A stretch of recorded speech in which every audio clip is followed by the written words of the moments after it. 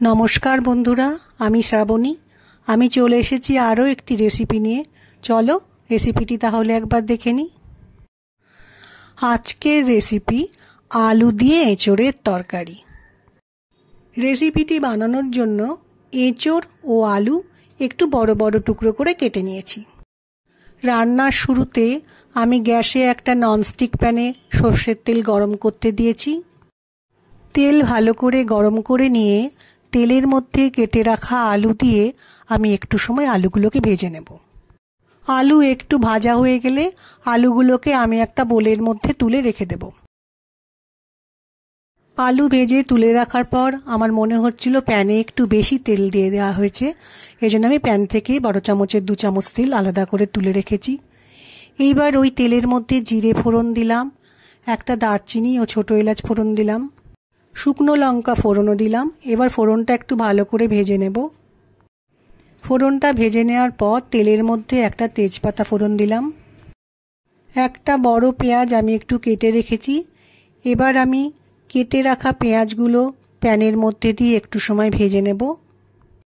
পেঁয়াজ ভাজার সময় আমি কিন্তু পেঁয়াজের মধ্যে ছোট চামচের 1 চামচ চিনি দেব, তাহলে রান্নার রংটা খুব সুন্দর হয়।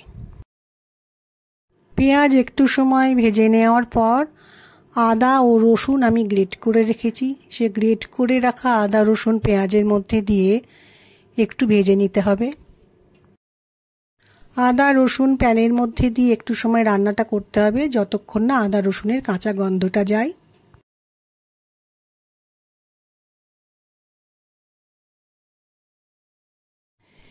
এরপর কেটে রাখা এঁচোড় প্যানের মধ্যে দিয়ে একটু সময় ভালো করে ভেজে নেব। তোমরা চাইলে এঁচোড়কে আগে থেকে সেদ্ধ করে নিয়েও রান্নাটা করতে পারো। আমি এঁচোড়টা সেদ্ধ না করে দিয়েছি বলে আমাকে কিন্তু কিছুটা সময় এঁচোড়টা ভালো করে ভেজে নিতে হবে।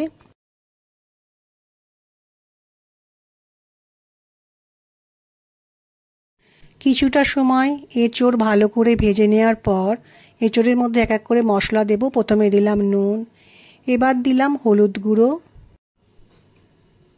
এবার দিলাম জিরে গুঁড়ো,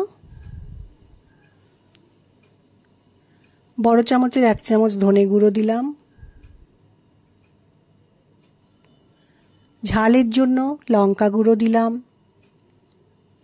একটু যাতে ভালো কালার হয় সেজন্য কাশ্মীরি মির্চ পাউডার দিলাম। ভেজে রাখা আলুগুলো এঁচোড়ের মধ্যে দিয়ে দিলাম। রান্নার সময় মশলাগুলো যাতে পুড়ে না যায় সেজন্য একটু জল দিয়ে ভালো করে আলু এঁচোড়ের সাথে মশলাগুলো মিশিয়ে একটু সময় কষিয়ে নেব।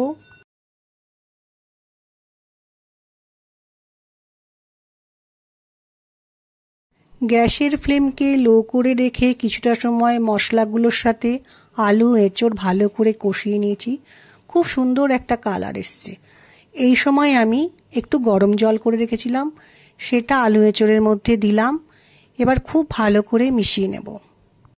তরকারির মধ্যে জল দেওয়ার পর ঝোলটা ফুটছে, এই সময় আমি প্যানের উপরে একটা ঢাকা দিয়ে আলু এঁচোড় কিছুটা সময় সেদ্ধ হতে দেব।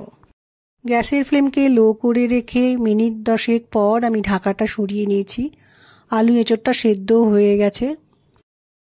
আলু ও এঁচোড় সেদ্ধ হয়ে যাওয়ার পর আমি একটু গরম মশলা দিয়ে আলু এঁচোড়ের সাথে ভালো করে মিশিয়ে মিনিট খানেক আরও একটু রান্নাটা করে নেব। এইভাবে এঁচোড়ের তরকারি বানালে খেতে কিন্তু মাংসের মতো লাগে। মিনিট খানেক ফোটানোর পর আমার রান্নাটা কিন্তু হয়ে গেছে। এবার আমি তরকারিটাকে একটা পাত্রে নামিয়ে রাখবো। আমার আজকের ভিডিওটা ভালো লাগলে লাইক, শেয়ার ও সাবস্ক্রাইব করো। ভিডিওটা দেখার জন্য ধন্যবাদ। ভিডিওটা যেখানেই শেষ করছি, ফিরে আসছি আরও একটি রেসিপি নিয়ে।